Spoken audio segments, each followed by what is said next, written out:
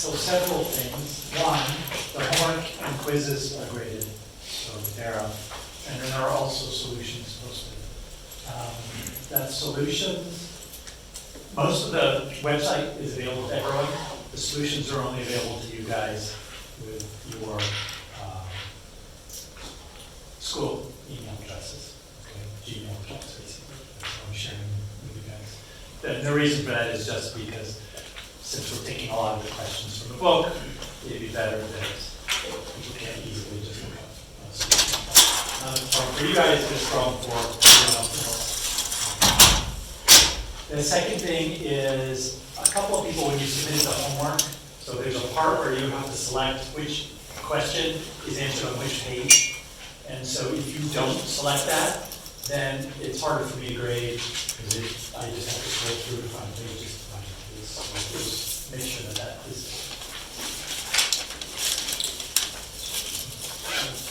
Would you like to set the questions on different problems in the future? They don't have to go on separate pages now. It just, that way, I'm on the page that I need to be on. And just as a reminder, so the grading on the homework is basically done an effort. You all are trying, that's great. So everyone got a 10 out of 10 on that, and I imagine we'll continue to. But you do need to look at the homework solutions, okay, to make sure, because just because you've got a full score on that doesn't mean you got it right. And I will try to make some comments, and sometimes we'll say see solutions, and we'll put some questions on. But in general, make sure you look at those homework solutions. Any questions on that? I'm going to reserve a little bit of time at the end to talk about the programming assignment. So we will talk about that around, I don't know, 2:20 to 2:25. So if at 2:25 we're not talking about the programming assignment, please bring that to my attention.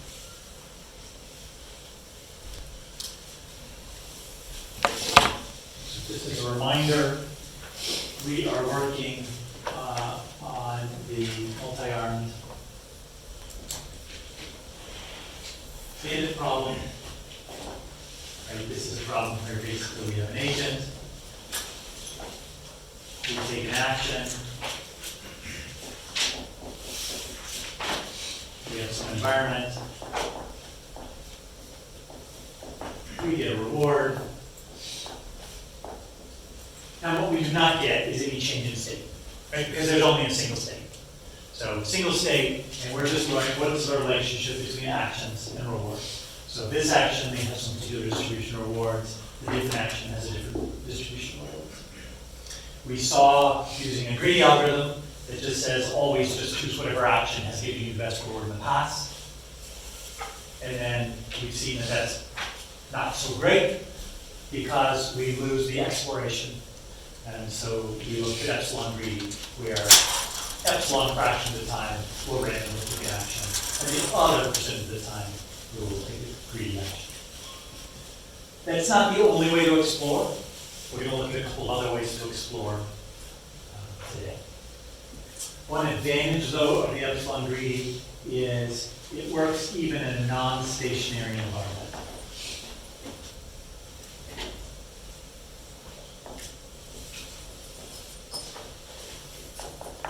Because our random exploration will all of a sudden start learning that particular actions are doing better or worse than they used to. And so suddenly, we'll either the current best greedy action will drop, and we'll get a new best greedy action, or some current lower action will tend to have a higher value. Then the final thing we looked at was how do we actually figure out what the greedy action is, and that's by having some value for the action, so some estimate of the value. Say Q of A, and we look at two different ways to do that, right? One is just keep a list of rewards and take the average. And this one is, other than being slow and memory intensive, it's really good, right? But we can calculate exactly the same thing just by keeping a moving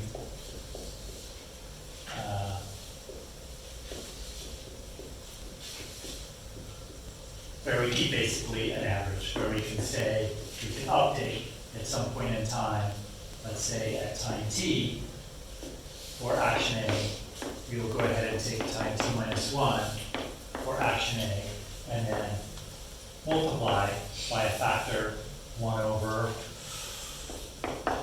t minus 1. Just make that plus 1, make these easier.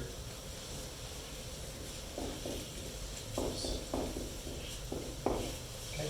So this is basically our error term in some sense.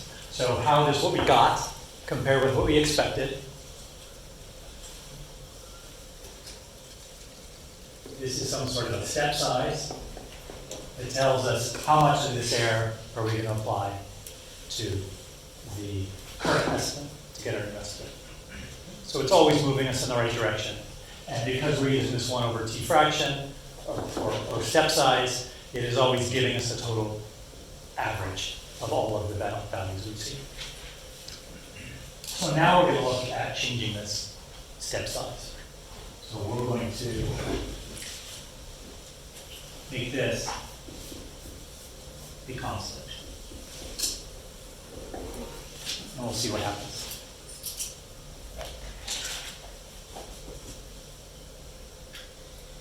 Why would we ever want anything other than the true average? I mean, why would the true average be best? Go ahead. To answer your question, maybe we... Wait, but you raised your hand before. Okay, right? yeah. So what was your question? Your question was, I know that we have this this idea that rewards are always like scalars, but once we start to consider like non-stationary rewards, and not just in the sense that like it's 5 and then it starts to become 3, but if the reward follows some sort of distribution, do we need like a more sophisticated way to see like how close we are, like determining, you know, how our average relates, or like our sense of what the distribution of rewards is going to be given this like real instance of the reward? At what point are we going to start changing that like error term to something that's takes into account the fact that there might be distribution? So how are we going to take into account the fact that there's a distribution? We are going to keep implicitly keep track of the standard deviation of it to see how much it is different. But in general, we're not. We're still going to just mostly be keeping this mean, this expectation. So expectation is what we're going to operate on. And it's key to realize that that is what we optimize on. So we're always optimizing for expected long-term total reward. We are not considering the fact that we may have some cases where we have high variance and some cases where we have low variance and choose one or the other. We're always going to, in our sort of definition of the problem, be looking at our expected long-term total reward. So therefore, we don't care that much about that variance. Does that answer your question? Yeah. So if we make this a constant, then here's what's going to happen. If we look at our rewards, let's look at, assume these are rewards for a given action, okay? So for a particular action, when we look at the 1 over t case, where we came up with an average, these are all equally weighted, right? So if we look at weights, they're all going to be 1 over n by the time we get here, right? If we use this sort, where this is some constant, we'll call it alpha, and we'll make that between 0 and 1. What's this going to look like? Shuffle.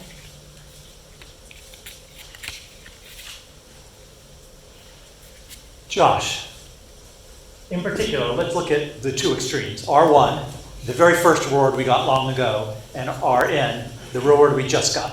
Which will be weighted more? R1. Or they should be equal, weighted the same over.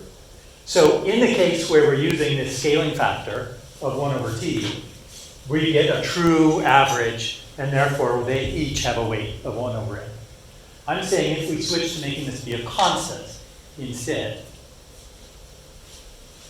is Rn going to be weighted the same as R1? Or which will be weighted more? RN.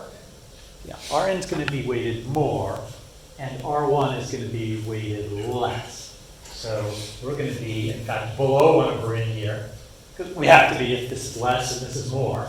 And we're going to have some sort of a kind of relationship here of weights. I'll show you in just a second why, but basically, it's going to be exponential.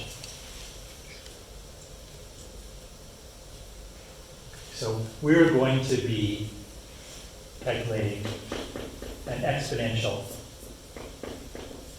moving average.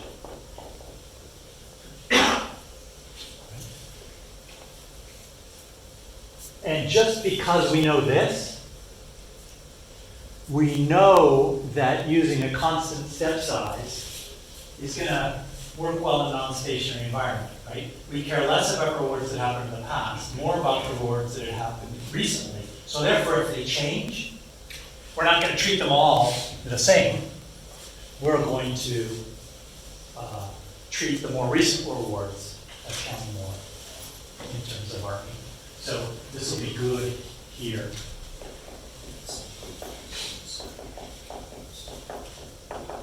So let's look at why this is exponential, because I just told you it's exponential, but it's not clear immediately that it is exponential. So let's see why. So let's make this alpha.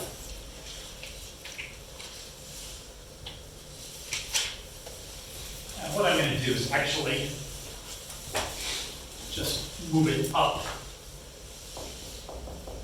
So we have a little bit of room.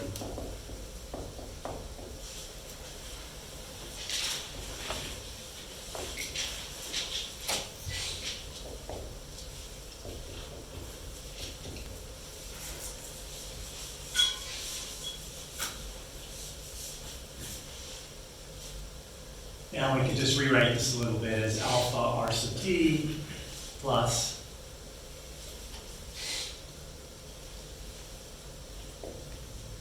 one minus alpha qt of a, right?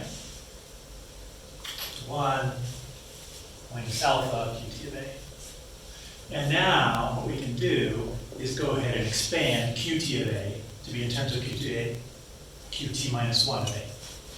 Right, so this will be 1 minus alpha times replacing qt of a with this, one step back.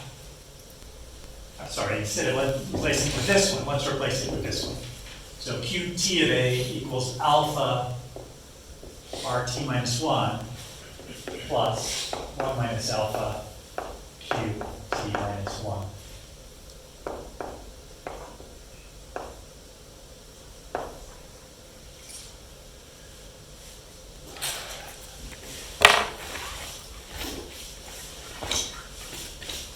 Second, I'm not thrilled with my marker. Let me see if I can have that away.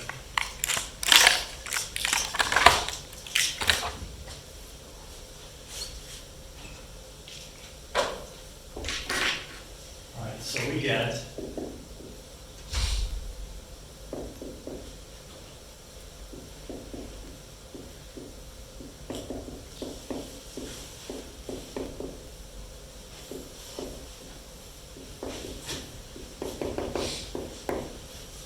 plus 1 minus alpha to the t, I believe, qt minus 1, sorry, q1. Okay. So we have this exponential progression where RT counts the most, RT minus 1 less, less, less, all the way down to our initial estimate, Q1. I think, just by the way, I don't know how you knew, but that's exactly what I wanted to know. Thank you. I think I'm still a little confused on what exactly alpha is. Right now, it's just like an arbitrary It's just constant. a number between 0 and 1, let's say 0.1. Oh, okay. So it's just an arbitrary constant. You're just showing us why an arbitrary constant would work better for this. How it would be different, and in this case, better because eventually we want to stop caring about the extreme past, right? Assuming there's some non-stationary. Okay.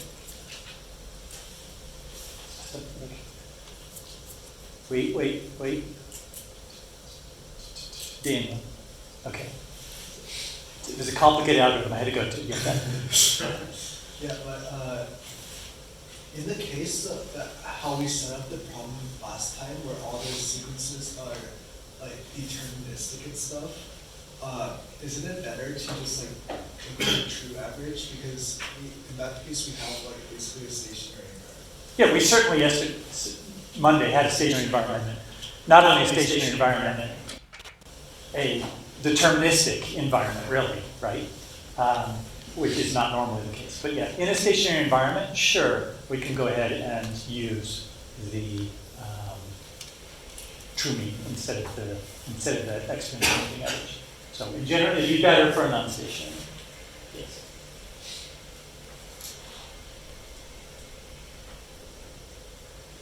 Okay, the other thing I wanted to say is this is actually just a weighted average.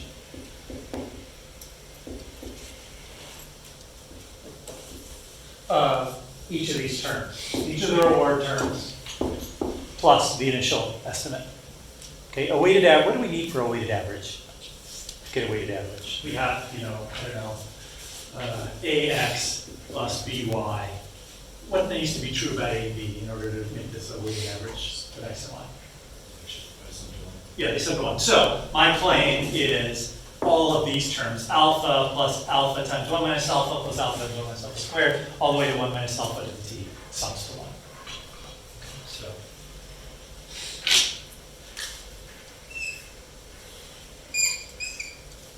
It's just not interesting. Let's try this.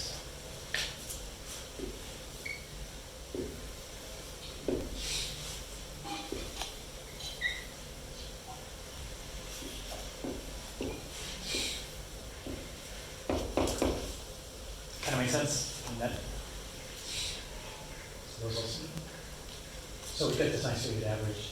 This is just as easy to keep track of as the previous. In fact, this is easier to calculate with this exponential moving average than we had with our true mean, right? Because the one thing we don't have to keep track of is what n is. That is how many times we have seen this particular action. So little, yeah. Doesn't it only sum to 1 if t as t approaches infinity? No. So given a finite t, it will still sum to 1. Yes. Basically, if you take all the 1 minus alphas terms,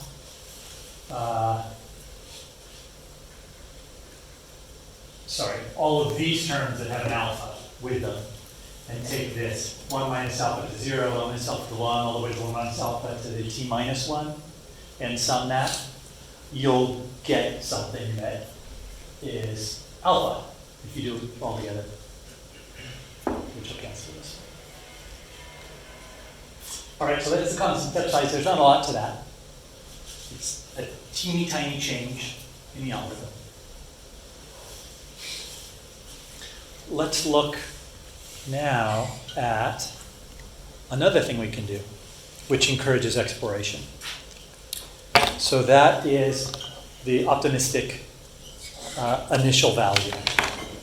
So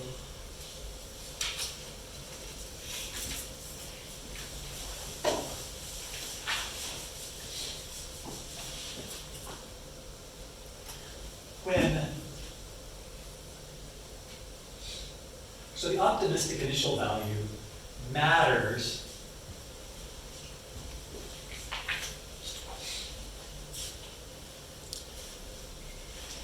especially in this case, where we're using the exponential moving average. Because basically our calculation at any point in time of our value depends on our initial value. That wasn't the case where we're using the actual average, right? The actual average case, the initial value, was only used before you ever selected that action.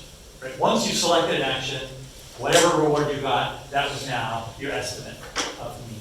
Here, whatever initial value you got is still going to affect, admittedly less and less over time, your current estimate.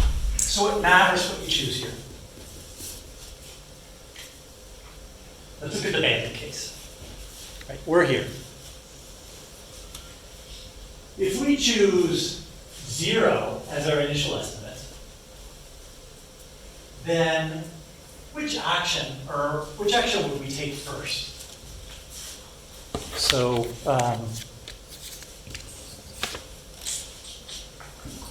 that's not here, Kaki. If we have chosen no actions and our initial action estimate is 0. If we're really lucky, we choose 3. But which are we going to choose, even when we don't actually see this diagram? All we see are our estimates are 0. Which one will we choose? We choose one that's closest to 0. Let me give you, here are our estimates.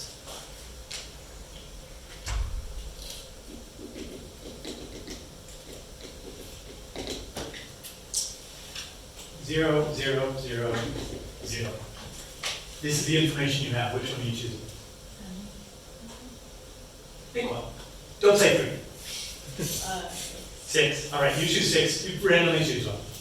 Okay, and then we're going to get a reward for it, right?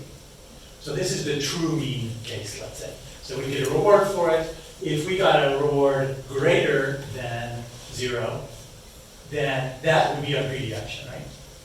And if it's less than 0, then we choose another action as our greedy action. And if epsilon of the time, we try to run it. But as soon as something turned from 0, so let's say this is 1, 2. So 6 was 0. 6 happens to be below. So I'm going to say we get as initial value negative 0.9. You agree? And then from then on, the 0 doesn't matter. Doesn't enter into it. So this is the case where we've got actual average. And this is going to be a case where we've got the exponential moving average. So here again, 0, 0, 0, 0, 0. Again, we randomly choose one. Again, we choose the negative 0.9. Why I do these numbers, I don't know if that makes it hard. But our true value here, our estimated value is not going to be negative 0.9, is it? Because we're going to say, we're going to take a step size times the difference between our, in fact, let's just go through this and see what it would be. I'm going to pick some different numbers. We didn't get a negative 0.9, did we? We got a minus 1. And our alpha is going to be 0.1. So we're saying Q2 of 6, right, because it's action number 6, equals Q1 of 6 plus 0.1 times 1 minus Q1 of 6, right?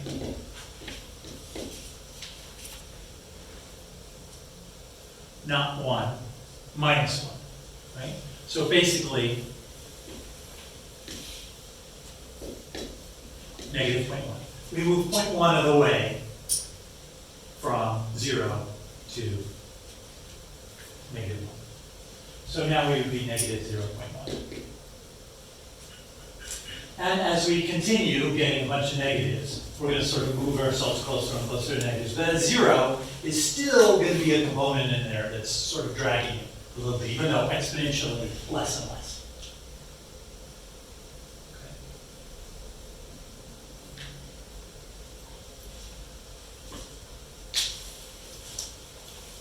Okay. And so what would happen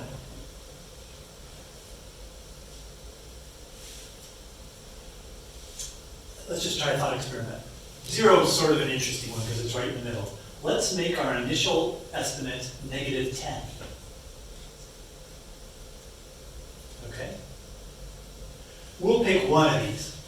Doesn't matter which one. our new estimate is going to be better than -10, right? So what's the greedy algorithm going to do?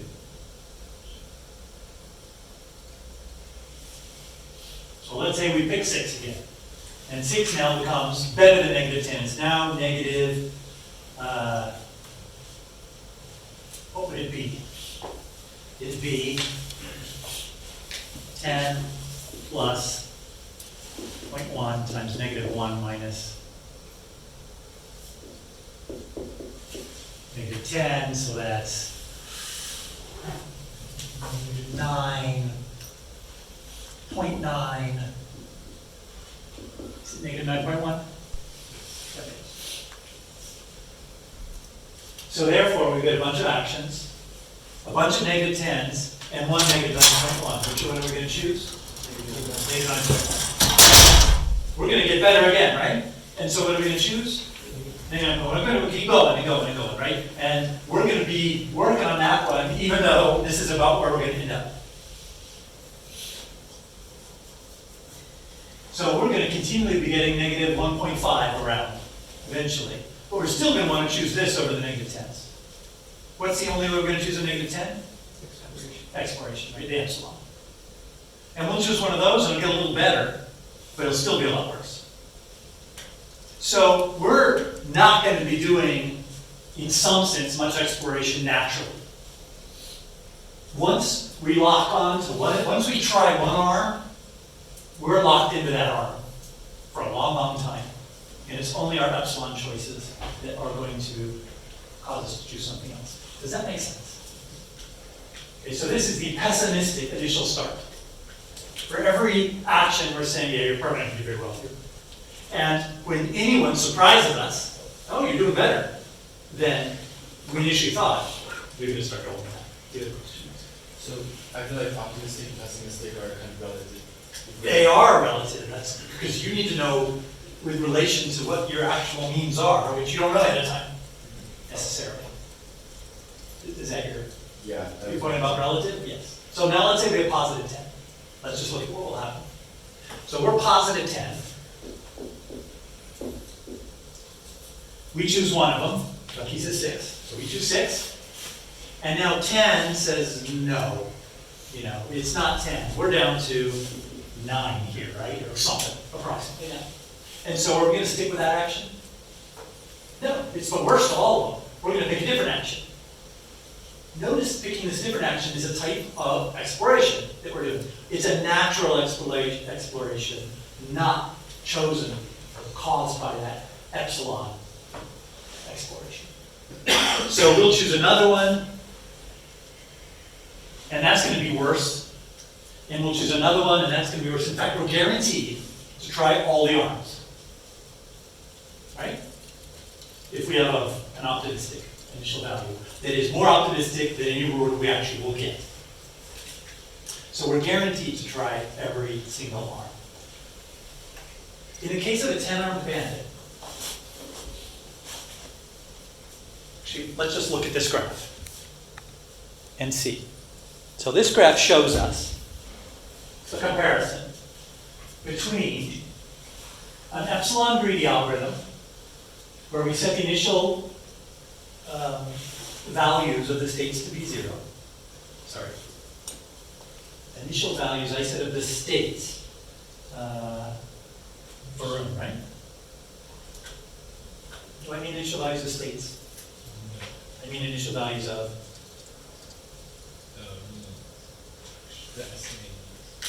means of what we get for actions, right? Yeah, these are action values. Later, when we move on to the full bandit problem, we'll be talking about values of states. But I do mean values of action at this point, because we don't have states. So an epsilon of 0.1 or epsilon greedy, we've seen this kind of a thing. And then we're going to compare that with an optimistic greedy algorithm with no epsilon exploration, but with an optimistic initial start. And also, although it's not mentioned here, This one, I believe, we're using, yeah, we are using the outline of 0.1. Okay.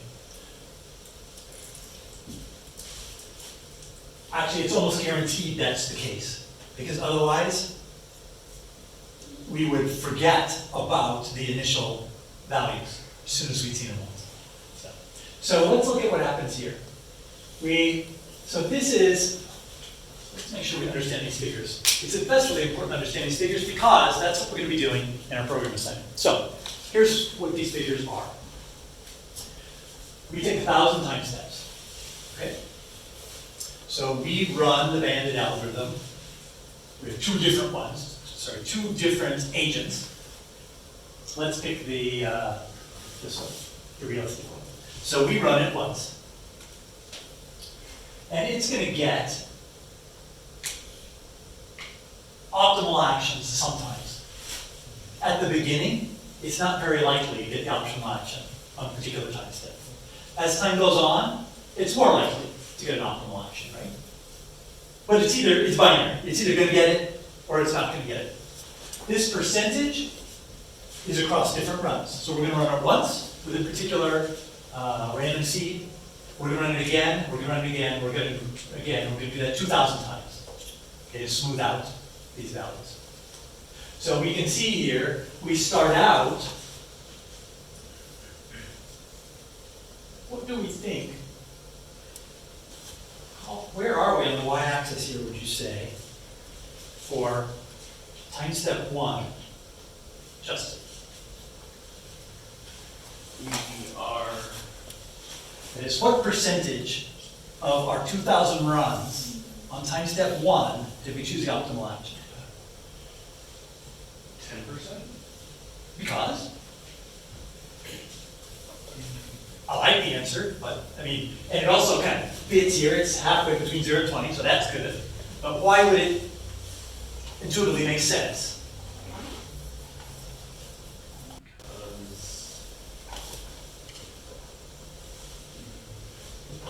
We're looking at the purple one. If we chose our epsilon to be 0.1, so if we find an optimal action, or around 10%, because like 10% of the time we might explore that. So 10% of the time we might explore. Actually, let's just look at the very first time step. What are our initial estimates? Like 0. They're all 0. How did Paki, is that right? How did Paki decide to choose 6? Arbitrarily. So every run of the 2,000 runs is going to arbitrarily choose one of these, right? So how many of them are they going to happen to think that's one? 10%. 10% of the time, because there are 10 arms. Yeah. Right? It doesn't have anything to do with our epsilon. Okay. Actually, it's not quite true. 10% of the time, it's going to explicitly randomly choose one of those identical values. And the other 90% of the time, it's going to look at the values and say, oh, they're all the same. I'm going to randomly choose one of them.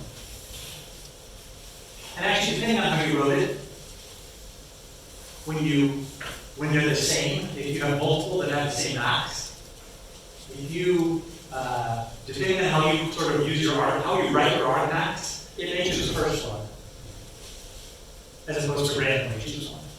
So 90% of the time you might choose the first one, and then it's 10% of the time you choose a random one. But even so, across 2,000 runs, 10% of the time the first one's going to be that one. So that's why we're going to start at 10% in both cases.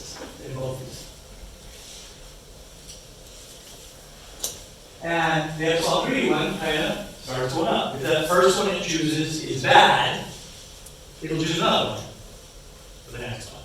And if the first one is good, that is positive, it'll choose that one again. So it's going to start. So some of the time, it was the best one, and the next time it chooses it again. The optimistic. Remind me your name. Oh, Nelson. Okay. The optimistic green one. Is there like a reason why it spikes up? Well, let's talk about that. You have a suggestion? Yeah. Okay, let's talk about it. Here's my question first. At what time step is that spike? 10-ish. No, 10. the beginning, There are 10 arms. there are 10 arms, so if we assume that the mean is under where we initialize everything, then it will explore all 10 to begin with before it explores anything else. Because every time it explores one, it will reduce its estimate, so then all of the other ones will be higher than that haven't been explored yet. So at the point where it has explored everything, then the highest mean one, on average, is going to be the one that it explores greedily because everything else would have been reduced from the optimal more. Okay, so let me ask you this. The first 10, what's the percent optimal action? 10%. We decided the first one should be 10%. What about times that 2? Yeah? 10%. Yeah, okay. You're Nelson. Mark. Mark with a C. See, that's more important that I don't have to spell it than I know his name. Go ahead. They're all maybe 10% because, like, it still hasn't explored all 10 yet, so it won't have a credit. Because we're so optimistic of 5, it's very unlikely we're going to get any reward that's more than 5, right, for any of the arms, because it's so optimistic. If we did get a reward more than 5, it'll change the story. But if we don't get a reward more than 5, then I agree with you, every time it chooses an arm, it's going to be disappointed. 5, this is less than 5. 5, this is less than 5. 5, this is less than 5. And you keep going until it's all 10. And when we get to the 11th one, we have this set of numbers less than 5, right? But, are they all equal? No. Some are better than others. Some are closer to 5, and others are farther from 5. Like this guy, got his choice, but she was random, so she didn't know better, is going to be closer to 0 than all the others. Like, right? Let's assume we just happen to pick the means from all these. If we pick the means from all these, then 6 is going to be the worst, and the best one's going to be 3, right? So it'll have the highest number there. And so we're going to choose that one. So that is why we get a spike here. We get a spike here on number 11 because we were saying of every one of the 10 arms, which gave us the best result. And a lot of the times it's the best one. Not all the times, because we've got these overlaps here, right? So it may be that Q5 gave us a higher number than Q3 did. Right? So far, the reward for arm 5 gave us a higher reward than the reward for arm 3. Certainly that's very possible. And so our optimal action. And then we get worse. Because although that gave us a good value, it's still less than what our current estimate is. And so we downgrade the estimate. And so therefore we're going to go into some others. So it's going to do some more exploration. Until basically we get to take all these 5s down kind of below the mean here, right? Until it settles enough, until we drain all the water, until we get to a true winner.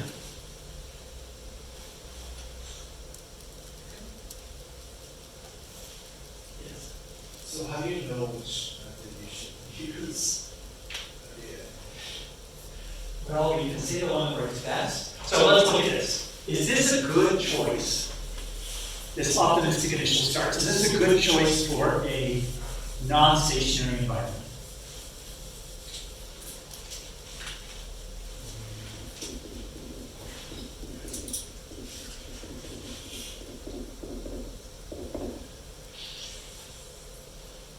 You're asking a question, right? Yeah. You don't have to answer now. Okay. Well, wouldn't it depend on like what the true rewards are? Assume they're changing. Assume it's non-stationary.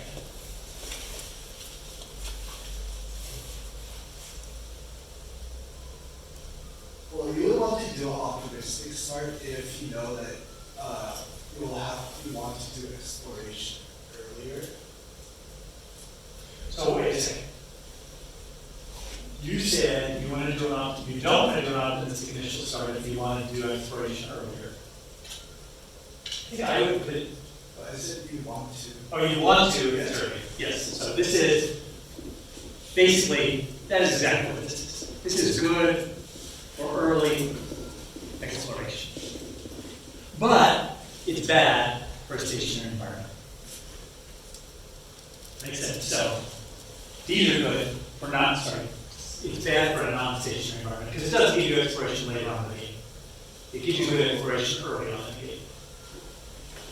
So this is good for early exploration in a stationary environment. So as long as the environment is stationary, then it will probably be a little faster than the pessimistic. Yeah, certainly pessimistic is not good.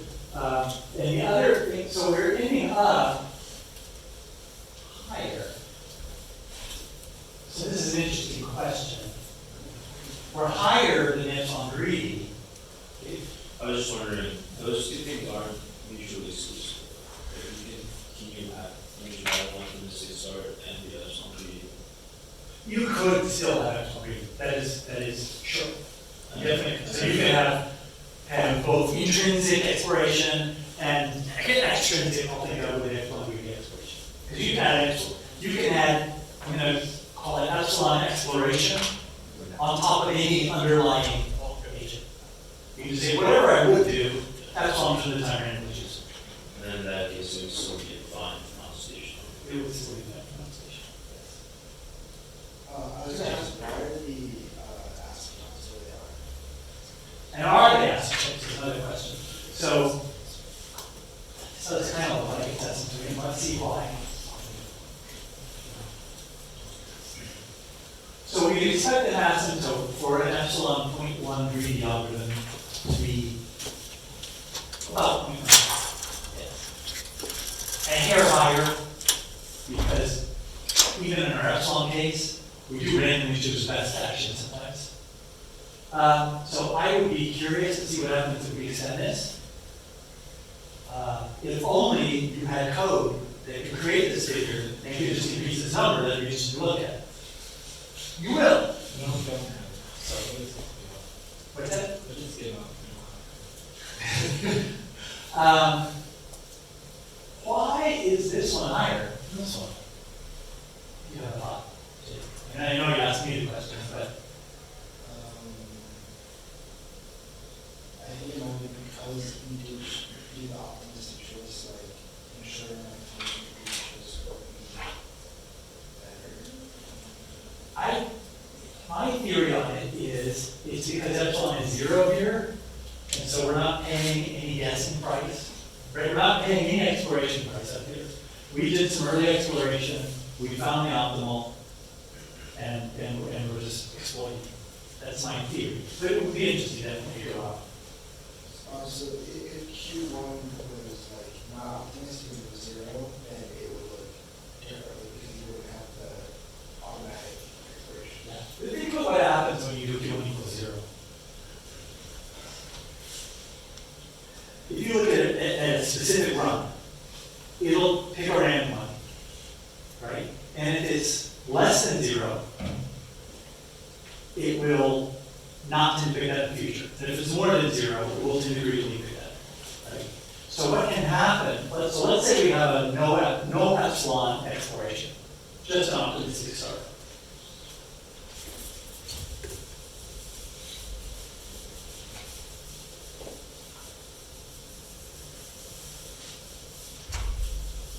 That's neat, even just looking at how, if epsilon is 0, how are we getting any better here? How are we more likely to ever pick the right action? The other actions are performing worse, so Tell me you didn't see them. That should see them. Okay, so the other actions are performing. So we've got an action. We've chosen an action that we think is optimal. How do we ever, and we have no epsilon exploration, how do we ever get to choose a different one? that one happens to be lower than the actual optimal, and so by continuously picking that one, it's happens. So here, let me show you what I mean. Remember, no epsilon, expiration.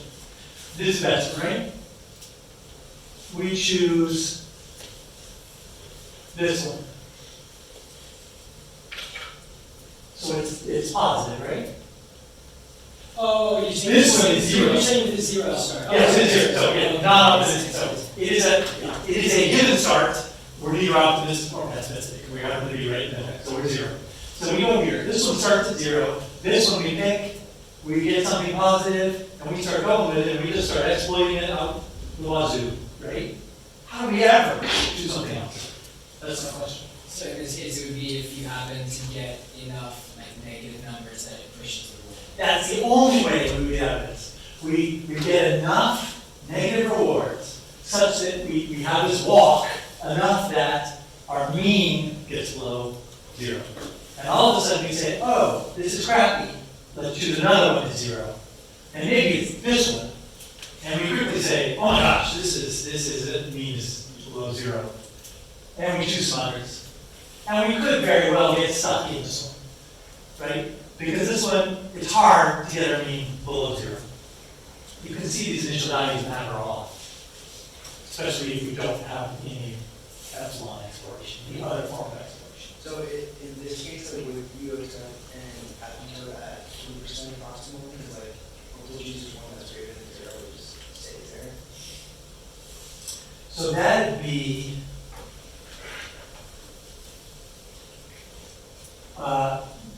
and no, it doesn't say that for two reasons. One, we do some initial exploration.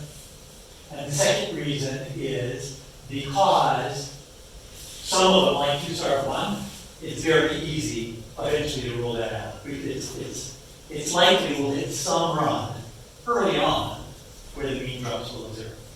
And then we'll see that. But how would that happen? It's kind of confused how, because isn't it only one student above zero, and that's good choice that it will always make after that point? No, because we continue to update our value based on the rewards we get at math. So if we get a string, right, let's say we get a 1 to begin with, and then 1/2, and then we happen to get, some negative numbers, enough that our average goes down below zero. Oh, yeah, it's distribution. Yeah, if our standard deviation were zero, then you're right. As soon as we lock in something, we never. Let's come on more way of doing exploration. Let me just Daniel for Alfredo, Daniel, Mark with a C, Nelson, Justin, Ollie. So the J, right? We'll come back to you. Mazda, Kaki, Nick, Josh, Sina, Dan. You got a letter.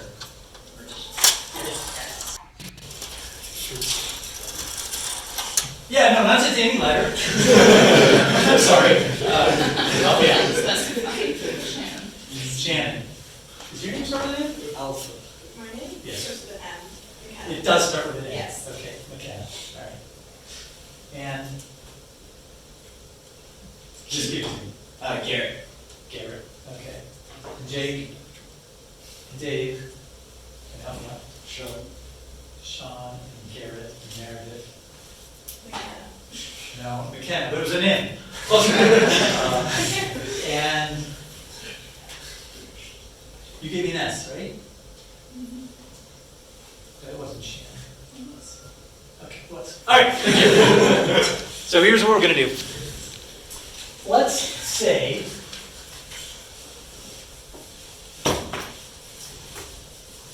we have an estimate. I'm going to just use like a 3-arm Bandit here instead of a K-arm Bandit. So we've got a mean so far. These are estimated means. And we're going to have some error bars. Right? So let's say we had confidence intervals around these. So we've got a confidence interval, let's say here, And we have another lower mean with a confidence interval, let's say here. And we have a third one, I don't know, here.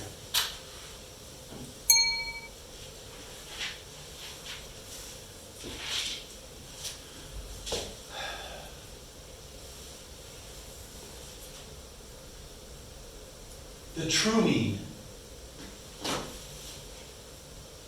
could be in here. Could it be in here? The true highest mean, I'm sorry. The true highest mean could be in here, could be in here, or could be in here, right? Because it may be that the mean of this is actually here, and the mean of these is down below here. Not as likely, but these confidence intervals kind of show how certain we are where we are. Right? So, you know, when they say poles plus or minus 2%, and there's a 1% between them, you're supposed to not, you think basically that it's. So that's kind of the idea here. We want to be keeping account not only of what our mean is, but how sure we are of it. And the sureness, we're going to really keep track of just with how many times we sampled it. So as we sample it, think of our error bars going down. And if we got to a case where we had, let's say,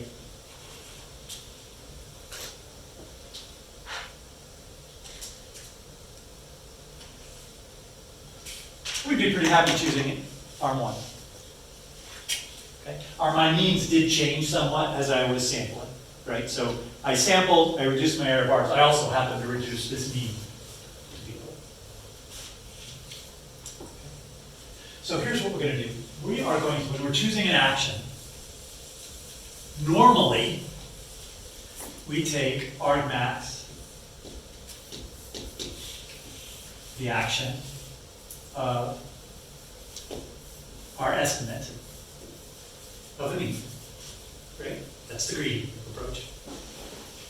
The upper confidence bound selection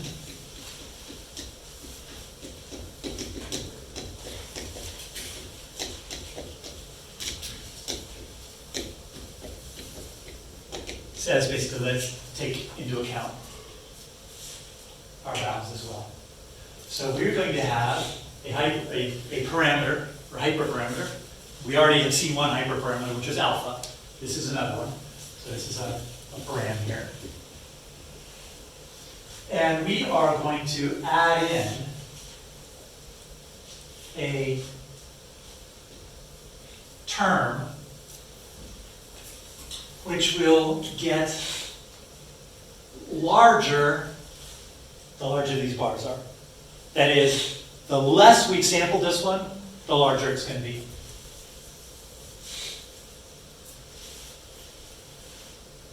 So we're going to divide by, we'll talk about the numerator in a second. Divide by NTA. Okay? Ignore the fact that if it's 0, we have a problem. Let's say it's non-zero. So if we've sampled it at least once, the smaller this number is, the larger this is, the larger the square root is, the larger this term is. Right? The more it's going to sort of overwhelm this.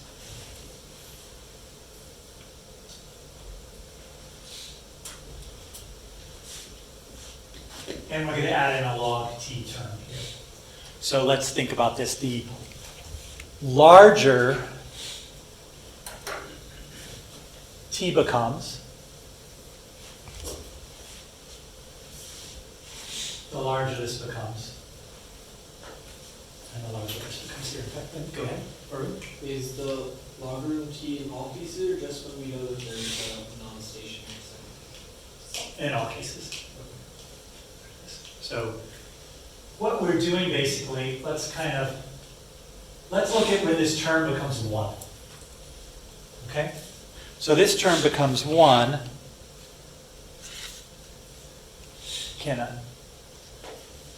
When NT of A is what?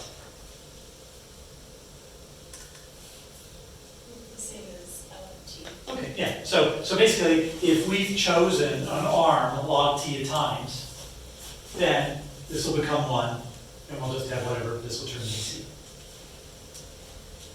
So that seems somewhat kind of reasonable maybe. Let's see, so if we had 10 arms and we ran for a lot of steps, we might choose the one that has the best estimate of the mean, t minus sort of 9 log t times. And then other log t times we might sort of tend to choose based on this parameter. This is kind of hand wavy and rough.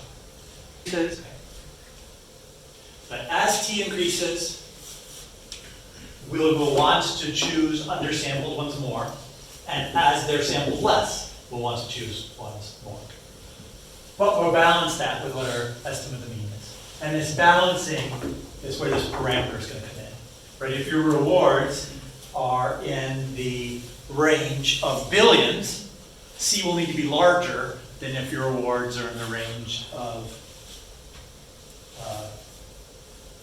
micro units of some sort. Okay? Does that make sense?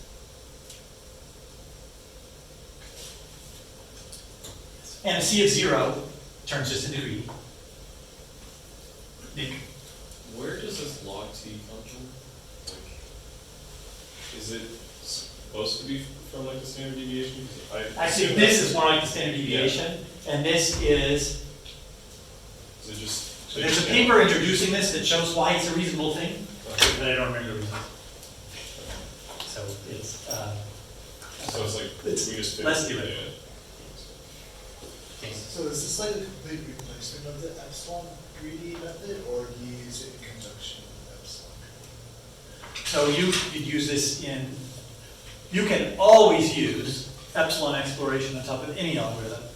Okay. But if you inherently have exploration, Then you don't. then you don't really need it, and this inherently has exploration. So you would not normally pair this with epsilon exploration. Now, optimistic initial starts works great, does not work well in a non-stationary environment. Would this work in a non-stationary environment? Yes. It would tend to, because we're still going to always have, over time, some exploration.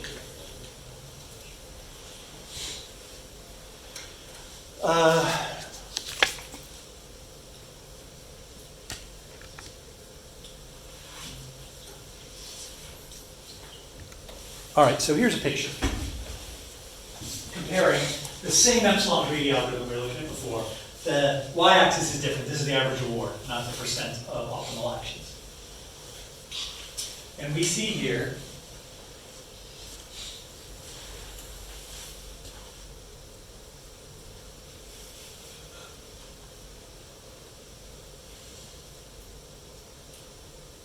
we see a spike. What's our guess as to at what time step that spike occurs? Here. So to clarify, this is using our. This is UCB. Yep. So spikes usually indicate that we found something that works. Oh, I'm sorry. I still need to tell you what to do if this is 0. Right? We assumed it wasn't 0, and at the first few time steps, they're going to be 0. So we better come up with a plan for that. Anyone have any thoughts? Okay, yeah, we could add a small number to this, plus some. I'm not going to call it epsilon. I'll make it some. Yeah, we could do that, right? Some small number. We're not going to do that though, just because that's not what they do in the book. We're going to do something different. So we are going to say if qt of a equals 0,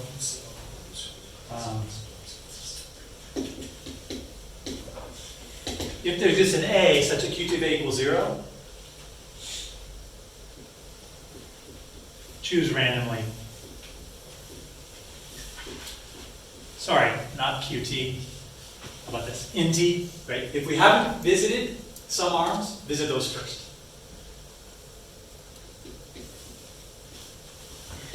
So, if there exists an A where we haven't visited, choose randomly from such A's. Okay. Can you get the same effect by just setting it at t0, setting the value to be like a really large number? if int a is 0, set this to be a really large number. Yeah, how could we get that? We could add some little constant here, right? Some epsilon. Yeah. So, yeah. Same thing, basically. And as you're doing this, because you're going to be implementing this algorithm along with all the others, feel free to try the difference between these two. So now the question is, given our modification, where is the spike? What time step does the spike happen? Mark. If it's picking them all randomly, then I guess afterward, every thing's been visited once. So there are 10 arms. 11. So on number 11, our average reward jumps up to be greater than 1. In the same way, in the previous case, on time step 11, our percent of optimal actions jumped up to 40%. So if we look here, right, and this is just one possible set of distributions. But here, we would randomly choose them all, and then we choose the best of those. So, does it seem likely that average will be about 1? Sure. Seems reasonable. In fact, we could probably do a little bit of math and state that it actually should be 1.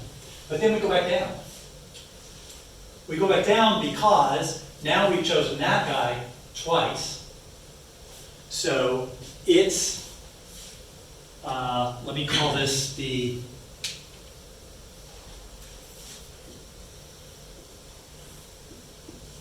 we'll call this the UCB bonus. Okay? So the UCB bonus is going to be smaller for the good one that we did it twice than for all the others. So now we'll visit our next highest performer in round 1. But all of a sudden it's going to be kicked down too. So that's why we're going to see stuff dropping down. Okay? And then we're going to be balancing basically these two terms. Does that make sense?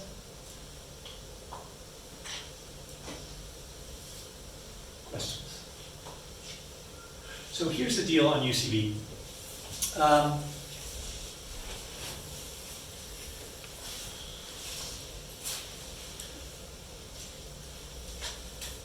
In the full reinforcement learning problem, we don't actually use it that much. Okay? We will come back to this. So it's good to have seen it. We'll come back to it when we come back to AlphaGo. So when we come to AlphaGo, we will see UCB in a slightly different context. We're not going to be using it exactly at the same spot, but we're still going to be evaluating successive actions based on how many times we have tried it. So we'll come back to that. The last thing, this is an interesting graph, which we're not going to do. If you wanted to do it, it'd be interesting. But it basically just looks at what happens when you choose these various parameters. Right? What happens if you choose different epsilons, different, we didn't do gradient, different C's for the UCB, different starting points. And as you can see, it's all kind of Goldilocks? She's the one who has the just right, yeah. So not too cold, not too hot, just right. There's always good. And unfortunately, as we learned in neural networks, there's lots of, choosing hyperparameters can be a difficult problem. Thank goodness we probably have fewer hyperparameters here than we have in typical neural networks. Although if we're doing non-tabular methods, we have not only our reinforcement learning hyperparameters to choose, and we've also got neural network to deal with in its hyperparameters. So, yeah. All right. I'm going to talk for 1 minute about contextual bandits. So contextual bandits are intermediary between bandits and full reinforcement learning. So we've still got an agent. It takes an action.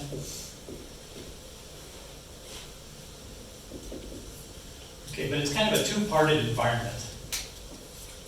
Let's see how I can demonstrate this. So the environment has a state, but this state is independent of action.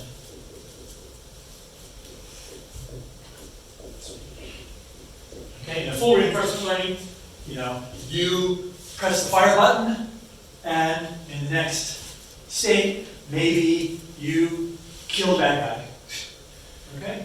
In this case, you can press fire all you want, and it has the next. It's like you're pressing fire while you're watching a movie.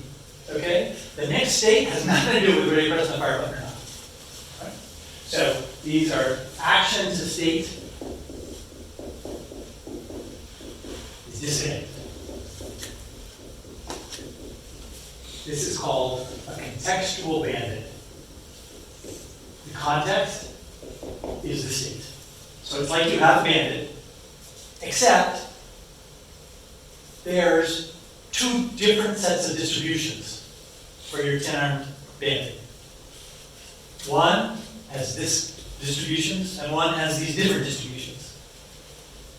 If you couldn't tell the difference between them, then it'd be hard. You would look like just these changing distributions, right? You'd change from one to the other, back to one, back to the other, and you would go to some. But let's say you could tell which one you were, right? So it's like it's red or blue. All you really need to do is say, I'm going to learn some means, some red means, and I'm going to learn some blue means. And if it's a red state, I'm going to use the red means. If it's a blue state, I'm going to use the blue means. That's all there really is to that. But say when you start, you don't know whether you're red or blue. Can you learn whether you're red or blue? You have to have some information from the environment to tell me what state you're in. Okay, so the program assignment basically is to duplicate figure 2.2, which we saw on Monday, and figure 2.3 and figure 2.4. I give you a starting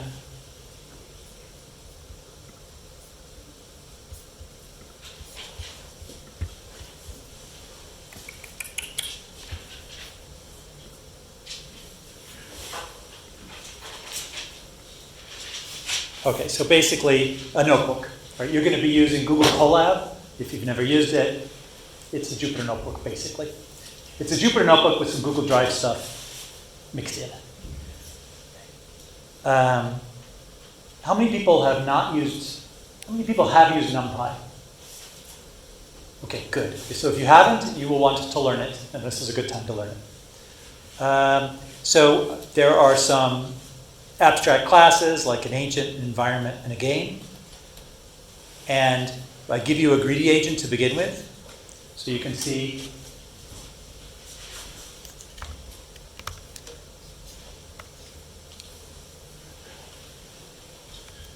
it has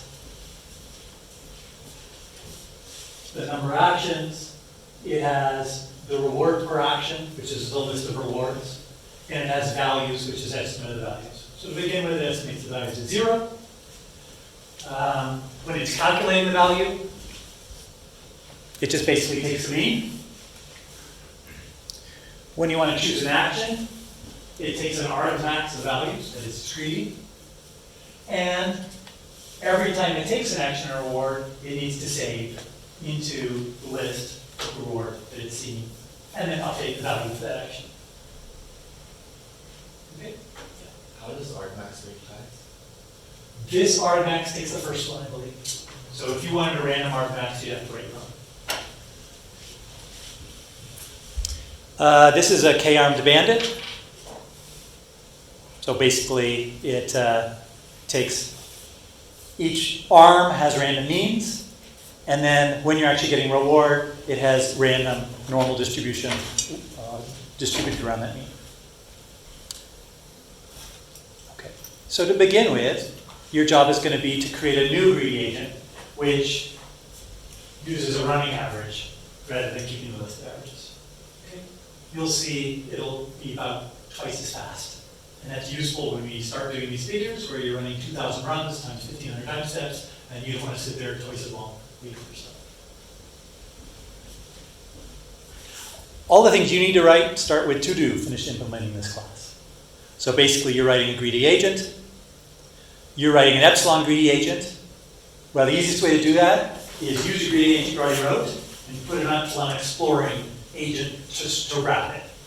Okay, so that's what you're going to write, this wrapper. It'll take any agent and put some epsilon exploring on top of it.